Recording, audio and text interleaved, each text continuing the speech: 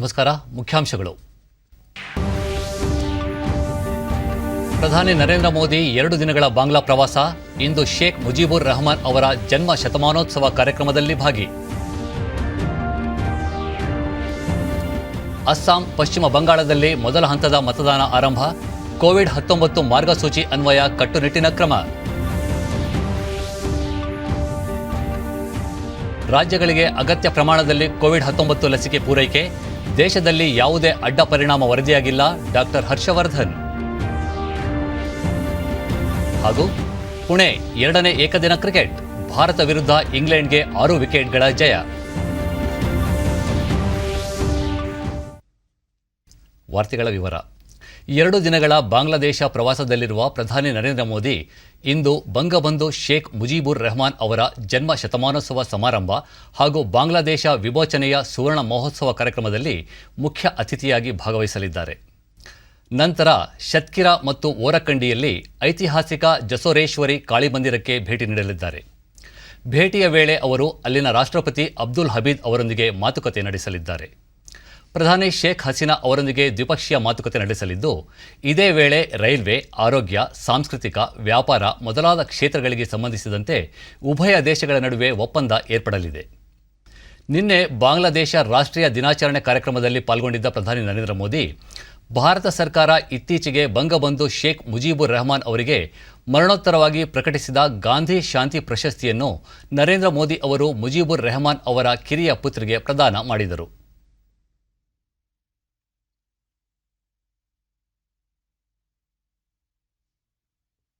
श्री नरेंद्र मोदी के book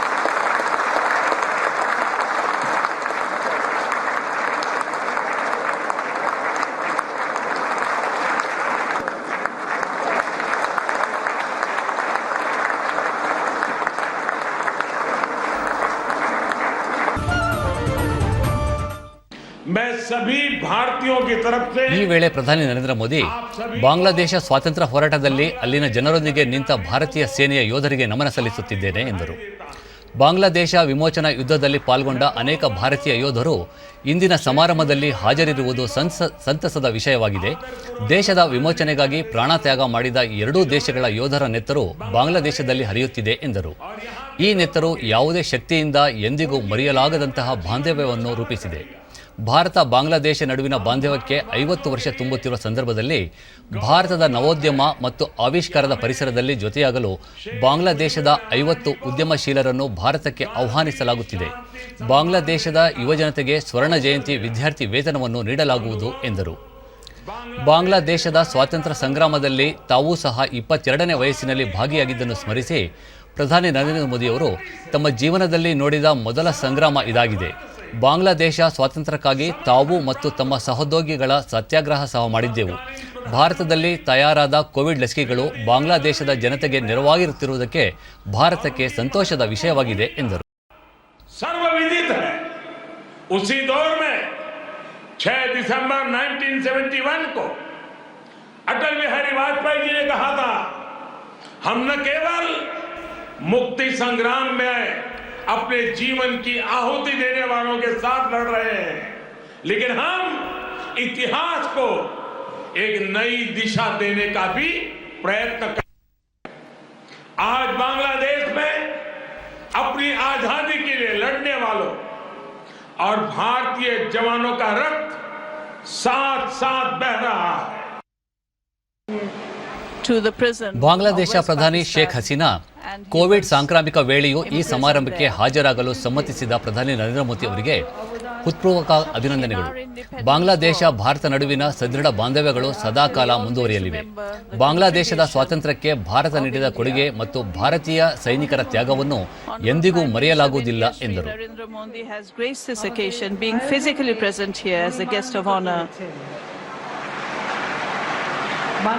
We are honored to have him here. On behalf of the government, on behalf of the people of Bangladesh, my younger sister Sheikh Rehana and myself, I would like to express my sincere thanks and gratitude to the Honorable Prime Minister Narendra Modi and the people of India. ಪಶ್ಚಿಮ ಬಂಗಾಳ ಮತ್ತು ಅಸ್ಸಾಂನಲ್ಲಿ ಮೊದಲ ಹಂತದ ಮತದಾನ ಬೆಳಗ್ಗೆ 7ರಿಂದ ಆರಂಭವಾಗಿದೆ. ಮೊದಲ ಹಂತದ ಚುನಾವಣೆಗೆ ಸಕಲ ಸಿದ್ಧತೆಗಳನ್ನು ಮಾಡಿಕೊಳ್ಳಲಾಗಿದೆ. ಪ್ರತಿಯೊಂದು ಮತಗಟ್ಟೆಯಲ್ಲಿ ವಿದ್ಯುನ್ಮಾನ ಮತಯಂತ್ರಗಳ ಜೊತೆಗೆ ವಿವಿಪ್ಯಾಟ್ಗಳನ್ನು ಬಳಕೆ ಮಾಡಲು ಚುನಾವಣಾ ಆಯೋಗ ನಿರ್ಧರಿಸಿದೆ. ಮತದಾನ ಪ್ರಕ್ರಿಯೆ ಅತ್ಯಂತ ಪಾರದರ್ಶಕತೆ ಹಾಗೂ ವಿಶ್ವಾಸಾರ್ಹತೆಯೊಂದಿಗೆ ನಡೆಯಬೇಕೆಂಬ ಉದ್ದೇಶದಿಂದ ಆಯೋಗ ಈ ಕ್ರಮ ಕೈಗೊಂಡಿದೆ. ಮತದಾನ ಪ್ರಕ್ರಿಯೆ ಸುಸೂತ್ರವಾಗಿ ನಡೆಯಬೇಕೆಂಬ ಉದ್ದೇಶದಿಂದ ಸಾಕಷ್ಟು ಪ್ರಮಾಣದಲ್ಲಿ ಇವಿಎಂಗಳು ಹಾಗೂ ವಿವಿಪ್ಯಾಟ್ಗಳನ್ನು ಒದಗಿಸಲಾಗಿದೆ. ಕೋವಿಡ್-19 ಸಾಂಕ್ರಾಮಿಕದ ಹಿನ್ನೆಲೆಯಲ್ಲಿ ಚುನಾವಣಾ ಆಯೋಗ ಪ್ರತಿಯೊಂದು ಮತಗಟ್ಟೆಯಲ್ಲಿ ಗರಿಷ್ಠ 1,000 ಮತದಾರರು ತಮ್ಮ ಹಕ್ಕು ಚಲಾಯಿಸಲು ಅವಕಾಶ ಮಾಡಿಕೊಡಲು ತೀರ್ಮಾನಿಸಿದೆ. ದಿವ್ಯಾಂಗರು, 80 ವರ್ಷ ಮೇಲ್ಪಟ್ಟ ವಯೋವೃದ್ಧರು, ಕೋವಿಡ್ ಸೋಂಕಿನಿಂದ ಮನೆ ಹಾಗೂ ಸಾಂಸ್ಥಿಕವಾಗಿ ಪ್ರತ್ಯೇಕವಾಗಿ ವಾಸದಲ್ಲಿ ಇರುವವರಿಗೆ ಅಂಚೆ ಮೂಲಕ ಮತದಾನ ಚಲಾಯಿಸುವ ಅವಧಿಯನ್ನು ವಿಸ್ತರಿಸಲಾಗಿದೆ. ಪ್ರತಿಯೊಂದು ಮತಗಟ್ಟೆಯಲ್ಲಿ ಕುಡಿಯುವ ನೀರು, ಶೌಚಾಲಯ ಮುಂತಾದ ಮೂಲ ಸೌಕರ್ಯಗಳನ್ನು ಒದಗಿಸಲು ಅಗತ್ಯ ಕ್ರಮ ಕೈಗೊಳ್ಳಲಾಗಿದೆ. ಮತಗಟ್ಟೆ ಕೇಂದ್ರಗಳನ್ನು ಸ್ಯಾನಿಟೈಸ್ ಮಾಡುವುದರ ಜೊತೆಗೆ ಮತ ಚಲಾಯಿಸಲು ಬರುವ ಮತದಾರರಿಗೆ ಥರ್ಮಲ್ ಸ್ಕ್ಯಾನಿಂಗ್ ಮತ್ತಿತರ ಮುಂಜಾಗ್ರತಾ ಕ್ರಮಗಳನ್ನು ಕೈಗೊಳ್ಳುವುದು ಕಡ್ಡಾಯ ಮಾಡಲಾಗಿದೆ. ಅಸ್ಸಾಂನ 12 ಜಿಲ್ಲೆಗಳ ವ್ಯಾಪ್ತಿಯ 47 ವಿಧಾನಸಭಾ ಕ್ಷೇತ್ರಗಳಿಗೆ ಮೊದಲ ಹಂತದಲ್ಲಿ ನಡೆಯಲಿರುವ ಚುನಾವಣೆಗೆ 23 ಮಹಿಳೆಯರು ಸೇರಿ 264 ಅಭ್ಯರ್ಥಿಗಳು ಕಣದಲ್ಲಿದ್ದಾರೆ. ಈ ಹಂತದಲ್ಲಿ 81 ಲಕ್ಷಕ್ಕೂ ಅಧಿಕ ಮತದಾರರು ತಮ್ಮ ಹಕ್ಕನ್ನು ಚಲಾಯಿಸಲಿದ್ದಾರೆ. ಒಟ್ಟು 11,537 ಮತಗಟ್ಟೆಗಳನ್ನು ತೆರೆಯಲಾಗಿದೆ. ಪಶ್ಚಿಮ ಬಂಗಾಳ ವಿಧಾನಸಭೆಗೆ ನಡೆಯಲಿರುವ ಮೊದಲ ಹಂತದಲ್ಲಿ 5 ಜಿಲ್ಲೆಗಳಲ್ಲಿನ 30 ವಿಧಾನಸಭಾ ಕ್ಷೇತ್ರಗಳಿಗೆ ಚುನಾವಣೆ ನಡೆಯಲಿದ್ದು 21 ಮಹಿಳೆಯರು ಸೇರಿ ಒಟ್ಟು 191 ಅಭ್ಯರ್ಥಿಗಳು ಸ್ಪರ್ಧೆಯಲ್ಲಿದ್ದಾರೆ.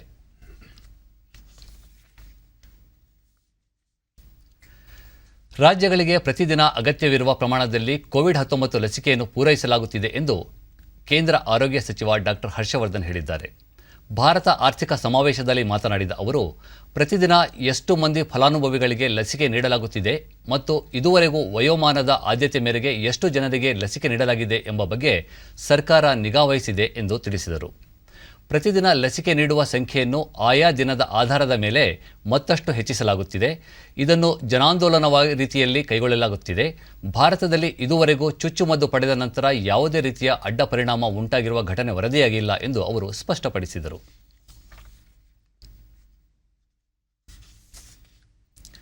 ಬೆಂಗಳೂರು ಸೇರಿದಂತೆ ರಾಜ್ಯದ 4 ನಗರಗಳಲ್ಲಿ ವಾಯು ಮಾಲಿನ್ಯವನ್ನು 25% ತಗ್ಗಿಸುವ ರಾಷ್ಟ್ರೀಯ ಸ್ವಚ್ಛ ವಾಯು ಕಾರ್ಯಕ್ರಮದ ಅನುಷ್ಠಾನಕ್ಕೆ ತಾಂತ್ರಿಕ ನೆರವು ಪಡೆಯುವ ಒಪ್ಪಂದಕ್ಕೆ ಸಹಿ ಹಾಕಲಾಯಿತು. ಕಳೆದ ವರ್ಷ ಸ್ವಾತಂತ್ರ್ಯ ದಿನಾಚರಣೆ ಸಂದರ್ಭದಲ್ಲಿ ಪ್ರಧಾನಿ ನರೇಂದ್ರ ಮೋದಿ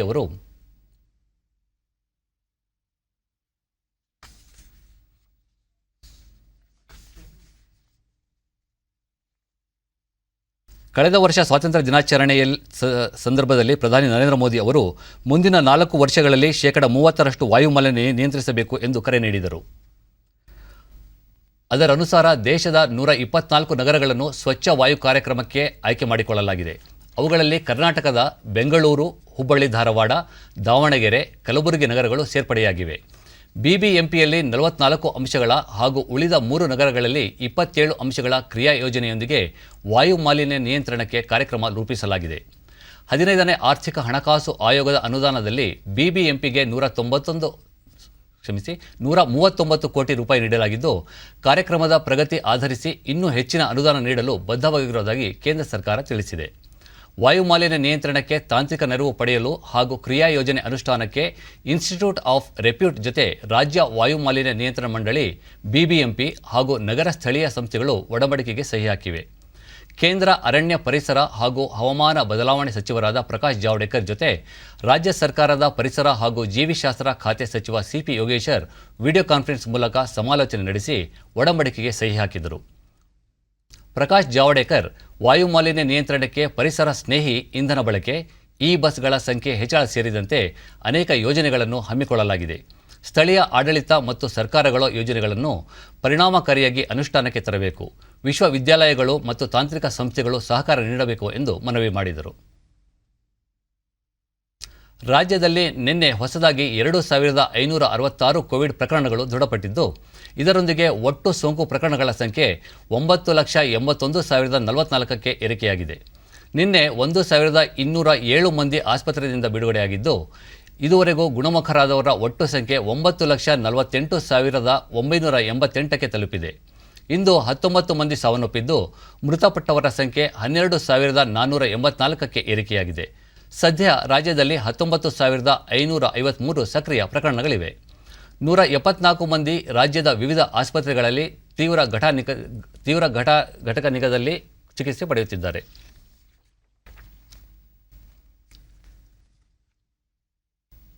ನಿನ್ನೆ 1,12,271 ಮಾದರಿಗಳ ಪರೀಕ್ಷೆ ನಡೆಸಿದ್ದು, ಇದುವರೆಗೂ 2,08,94,800 ಮಂದಿಗೆ ಕೊರೋನಾ ಪರೀಕ್ಷೆ ನಡೆಸಲಾಗಿದೆ ಎಂದು ಆರೋಗ್ಯ ಮತ್ತು ಕುಟುಂಬ ಕಲ್ಯಾಣ ಇಲಾಖೆ ತಿಳಿಸಿದೆ.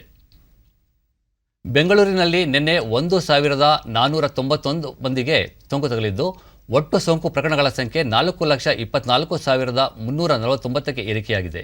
ನಿನ್ನೆ 632 ಮಂದಿ ಆಸ್ಪತ್ರೆಯಿಂದ ಬಿಡುಗಡೆಯಾಗಿದ್ದು, ಇದುವರೆಗೆ ಗುಣಮುಖರಾದವರ ಸಂಖ್ಯೆ 4,06,449ಕ್ಕೆ ಏರಿಕೆಯಾಗಿದೆ. ಸದ್ಯ 13,327 ಸಕ್ರಿಯ ಪ್ರಕರಣಗಳಿವೆ. ಬೆಂಗಳೂರಿನಲ್ಲಿ 3 ಮಂದಿ ಮೃತಪಟ್ಟಿದ್ದು, ಇದುವರೆಗೂ ಒಟ್ಟು 4,572 ಮಂದಿ ಸಾವನ್ನಪ್ಪಿದ್ದಾರೆ.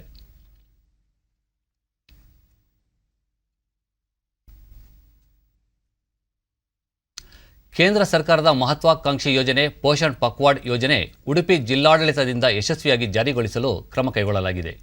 ಜಿಲ್ಲಾ ಪಂಚಾಯಿತಿ ಮಹಿಳಾ ಮತ್ತು ಮಕ್ಕಳ ಅಭಿವೃದ್ಧಿ ಇಲಾಖೆ, ಶಿಶು ಅಭಿವೃದ್ಧಿ ಇಲಾಖೆ ಮತ್ತು ಆಯುಷ್ ಇಲಾಖೆ ಸಹಯೋಗದಲ್ಲಿ ಕಾರ್ಯಕ್ರಮವನ್ನು ಆಯೋಜಿಸಲಾಗುತ್ತಿದೆ.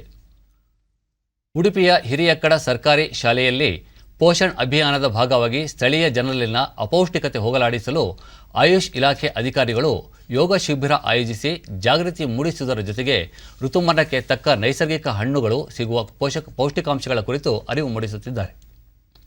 ಕಾಪು ತಾಲೂಕಿನ ಉಚ್ಚಿಲ ಗ್ರಾಮದ ಶಾಲಾ ಮಕ್ಕಳು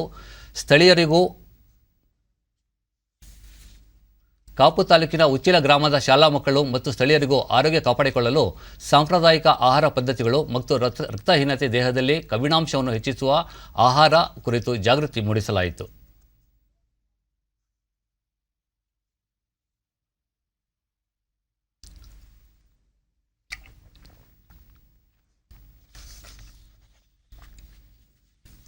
ಅಲ್ಲದೆ ಆರೋಗ್ಯ ತಪಾಸಣೆ ಮಾಡಿ ವೈಯಕ್ತಿಕ ಆರೋಗ್ಯ ಕಾಪಾಡಿಕೊಳ್ಳುವುದು, ಮಕ್ಕಳಲ್ಲಿ ಪೌಷ್ಟಿಕಾಂಶ ಹೆಚ್ಚಿಸಲು ಮಕ್ಕಳ ಆಹಾರ ಪದ್ಧತಿಗಳ ಕುರಿತು ಪಾಲಕರಿಗೆ ತಿಳಿ ಹೇಳುವ ಮೂಲಕ ಪೋಷಣ್ ಪಕ್ವಾಡ್ ಅಭಿಯಾನದಡಿ ಜಾಗೃತಿ ಮೂಡಿಸಲಾಯಿತು.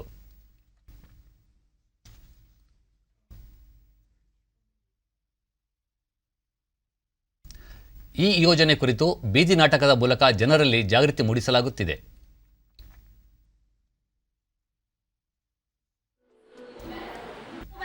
ಕೂಲಿ ಅಂತ ಹೋಗ್ಬೇಡ ಕಣೆ. ಪ್ರತಿ ದಿವಸನು ಪ್ರತಿ ತಿಂಗಳಲ್ಲೂ ಅದ್ರಲ್ಲಿ ಏನೋ ಮೀಟಿಂಗ್ ಮಾಡ್ತಾರಂತೆ ನಮ್ಮ ಅಂಗನವಾಡಿ ಟೀಚರ್. ಪುಣೆಯಲ್ಲಿ ನಡೆದ 2ನೇ ಏಕದಿನ ಕ್ರಿಕೆಟ್ ಪಂದ್ಯದಲ್ಲಿ ಭಾರತದ ವಿರುದ್ಧ ಇಂಗ್ಲೆಂಡ್ 6 ವಿಕೆಟ್ಗಳ ರೋಚಕ ಜಯಗಳಿಸಿದೆ. ಮೊದಲು ಬ್ಯಾಟಿಂಗ್ ಆರಂಭಿಸಿದ ಭಾರತ ನಿಗದಿತ 50 ಓವರ್ಗಳಲ್ಲಿ ಪ್ರಮುಖ 6 ವಿಕೆಟ್ಗಳನ್ನು ಕಳೆದುಕೊಂಡು 336 ರನ್ ಕಲೆ ಹಾಕಿತ್ತು. ಭಾರತದ ಪರ ಕೆಎಲ್ ರಾಹುಲ್ 108, ರಿಷಬ್ ಪಂತ್ 77 ರನ್ ಗಳಿಸಿದರು. ಭಾರತದ ಈ ಬೃಹತ್ ಮೊತ್ತವನ್ನು ಬೆನ್ನಟ್ಟಿದ ಇಂಗ್ಲೆಂಡ್ ಕೇವಲ 43.3 ಓವರ್ನಲ್ಲಿ ಗೆಲುವಿನ ಗುರಿ ತಲುಪಿತು. ಇಂಗ್ಲೆಂಡ್ ಪರ ಅದ್ಭುತ ಬ್ಯಾಟಿಂಗ್ ಪ್ರದರ್ಶಿಸಿದ ಜಾನಿ ಬೈಸ್ಟೋ 124 ರನ್, ಬೆನ್ ಸ್ಟೋಕ್ 90 ರನ್ ಗಳಿಸುವ ಮೂಲಕ ತಂಡವನ್ನು ಗೆಲುವಿನ ದಡ ಸೇರಿಸುವಲ್ಲಿ ಯಶಸ್ವಿಯಾದರು. ಈಗ ಇಂದಿನ ಪತ್ರಿಕೆಗಳ ಇಣುಕು ನೋಟ. ಉಗ್ರವಾದ ನಿರ್ಮೂಲನೆಗೆ ಜಂಟಿ ಸಮರ, ಬಾಂಗ್ಲಾದೇಶದ 50ನೇ ಸ್ವಾತಂತ್ರ್ಯೋತ್ಸವ ಸಂಭ್ರಮದಲ್ಲಿ ಭಾಗಿಯಾದ ನರೇಂದ್ರ ಮೋದಿ.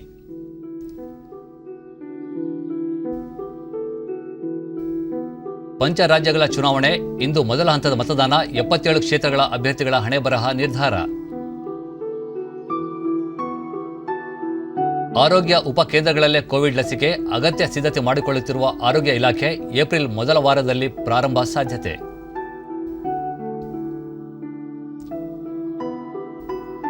ಹಬ್ಬಗಳ ಸಾಲಿನಲ್ಲಿ ಕೊರೋನಾ ಕೇಕ್ ಹುಷಾರ್, ಕೇಂದ್ರ ಎಚ್ಚರಿಕೆ ಕೊಟ್ಟ ರಾಜ್ಯಗಳ ಪಟ್ಟಿಯಲ್ಲಿ ಕರ್ನಾಟಕ. ಸೋಂಕಿತರ ಸಂಖ್ಯೆ ಹೆಚ್ಚಿದರೆ ದೇಗುಲ ಪ್ರವೇಶಕ್ಕೆ ನಿರ್ಬಂಧ, ಮುಜರಾಯಿ ಸಚಿವ ಕೋಟ ಶ್ರೀನಿವಾಸ ಪೂಜಾರಿ ಸುಳಿವು.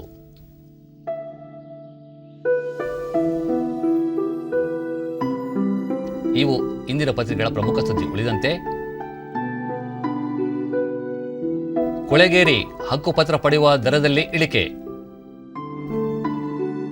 ಕಾರ್ಮಿಕರ ಕಲ್ಯಾಣಕ್ಕೆ ಶ್ರಮಿಕ್ ಆಪ್ ನೋಂದಣಿ ಮಾಡಿಕೊಂಡ 3.84 ಲಕ್ಷ ಮಂದಿಗೆ ಕನಿಷ್ಠ ವೇತನ ಖಾತ್ರಿ.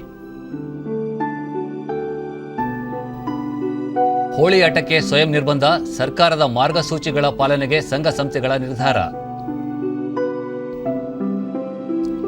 ಓರ್ಲಿಯನ್ಸ್ ಓಪನ್ ಬ್ಯಾಡ್ಮಿಂಟನ್ ಸೆಮಿಫೈನಲ್ಗೇರಿದ ಸೈನಾ.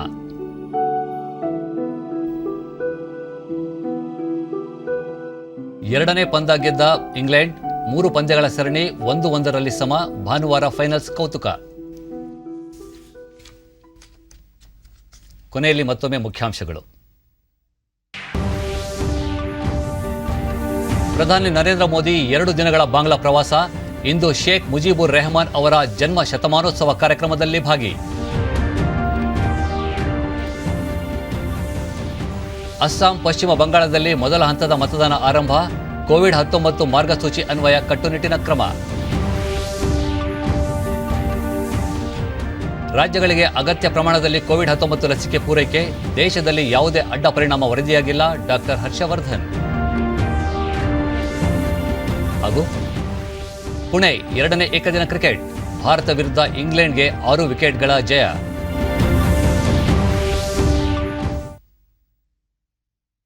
ನಮ್ಮ ವಾರ್ತಾ ಪ್ರಸಾರವನ್ನು ನೀವು ಡಿಡಿ ಚಂದನ ನ್ಯೂಸ್ ಯೂಟ್ಯೂಬ್ ಚಾನೆಲ್ನಲ್ಲೂ ವೀಕ್ಷಿಸಬಹುದು. ಇದೀಗ ಸಂಸ್ಕೃತ ವಾರ್ತೆ ಪ್ರಸಾರವಾಗಲಿದೆ. ನಮ್ಮ ಮುಂದಿನ ವಾರ್ತಾ ಪ್ರಸಾರ ಬೆಳಗ್ಗೆ 11ಕ್ಕೆ. ನಮಸ್ಕಾರ.